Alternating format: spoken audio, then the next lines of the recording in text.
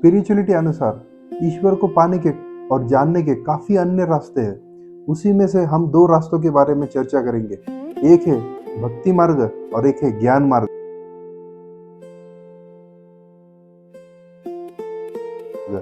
किसका पर्दा भारी है?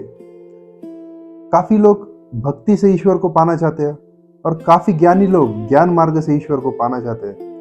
तो ईश्वर तो कांस्टेंट है, रास्ते अलग अलग है। आप कोई भी रास्तों से आओ जो आपको कन्वीनियंट पड़े, ईश्वर तो सेंटर में बैठा है।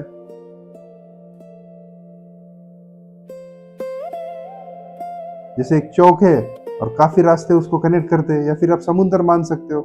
समुद्र तो एक है, काफी नदियां उससे कनेक्ट होती है। वैसे ये दो मार्ग है, एक है भक्ति, एक है ज्ञान। भक्ति मार्ग में समर्पण भाव से जब ईश्वर को हम सर्वोच्च मानते हैं तो वह है भक्ति मार्ग। अल्टीमेट तो भक्ति मार्ग, इस समर्पण मार्ग से ही ईश्वर को पाया जाता है। पर भक्ति कब अंधश्रद्धा और अंध भक्ति में चली जाएंगी, इसका कोई ठाव ठिकाना नहीं है। तो मैक्सिमम टाइम ये देखा गया है कि भक्त कब अंध भक्त बन जाएगा,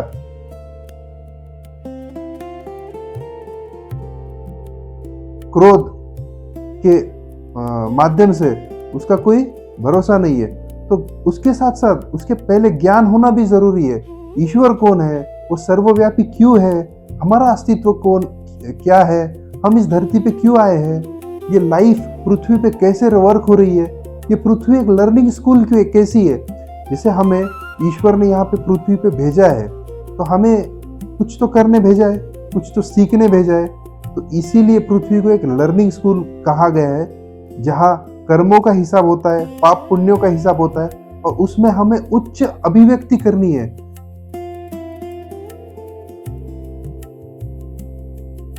जैसे हमें सारे रिलेशंस दिए गए हैं, सारे कर्म दिए हैं, अन्य कई सारी लाइफ में अपॉर्चुनिटीज और चैलेंजेस भी दिए हैं। तो अगर वो चैलेंजेस और अपॉर्चुनिटीज का हम सही तरीके से उपयोग कर पाए तो हम नेक्स्ट क्लास में प्रमोट हो जाते हैं, यानी हमारी चेतना की अवस्था नेक्स्ट लेवल पे ले जाई जाती है। तो ये सब समझने के लिए ज्ञान होना बहुत जरूरी है।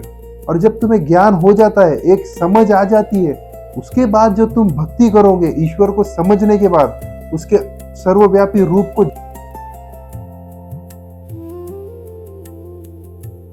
जानने के बाद, तो वो भक्ति सच्ची भक्ति होगी और सच्चा समर्पण होगा। Thank you.